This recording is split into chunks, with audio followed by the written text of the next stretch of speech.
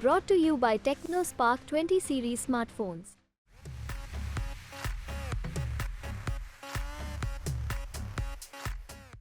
विदिशा से 5 बार के सांसद रहे शिवराज सिंह चौहान एक बार फिर चुनाव लड़ रहे हैं लोकसभा का। हमारे साथ मौजूद है खुद ही शिवराज सिंह जी। शिवराज जी 5 बार के सांसद रहे, कई बार 18 साल मुख्यमंत्री, 6 बार विधायक, एक बार फिर केंद्र की राजनीति करने जा रहे हैं। पार्टी ने जो आदेश दिया, जो भी भूमिका अब तक दी, उसका निर्वाह किया। अब मुझे कहा कि सांसद बनना है तो मैं चुनाव लड़ रहा हूं और जो जिम्मेदारी दी है उसको ठीक से निभाने का प्रयास करूंगा।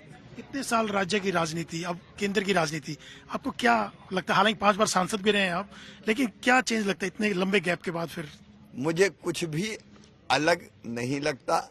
जब पार्टी ने जो जवाबदारी दी वो मैंने संपूर्ण क्षमता के साथ निर्वाह करने का, उसका निभाने का प्रयास किया। अब सांसद की जवाबदारी है तो अपने क्षेत्र को आदर्श बनाएंगे और आदर्श सांसद बनूं, बस यही मेरी इच्छा है, जिसको मैं संपूर्ण सामर्थ्य के साथ साकार भी करूंगा। विधानसभा के चुनाव में लाडली बहना भी एक बहुत बड़ा मुद्दा था और आप भाई मामा के रूप में जाने जाते हैं बहनों के और उनके। इस बार सबसे बड़ा मुद्दा क्या है लोकसभा के चुनाव में?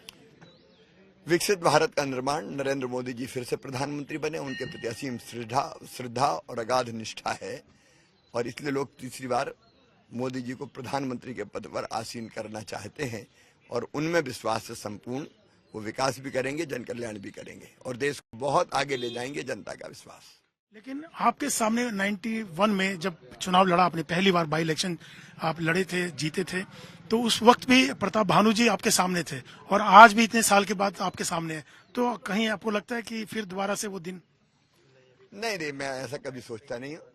मैं, मेरे सामने जो लड़ रहे हैं मेरे बड़े भाई हैं, मैं उनका अत्यंत आदर करता हूँ क्योंकि प्रतिद्वंदी हम नहीं हैं। चुनाव लड़ रहे हैं ये अलग बात है और एक दूसरे के प्रति स्नेह भी रखते हैं और आदर भी करते हैं।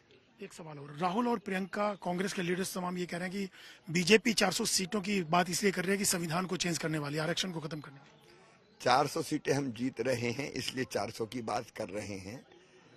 संविधान से खिलवाड़ करने का काम, संविधान को तार तार करने का पाप अगर किया था स्वर्गीय इंदिरा गांधी जी ने किया था। मेरे जैसे लोग, ये जैत वाले जानते हैं, 17 साल की उम्र में मैं जेल गया था।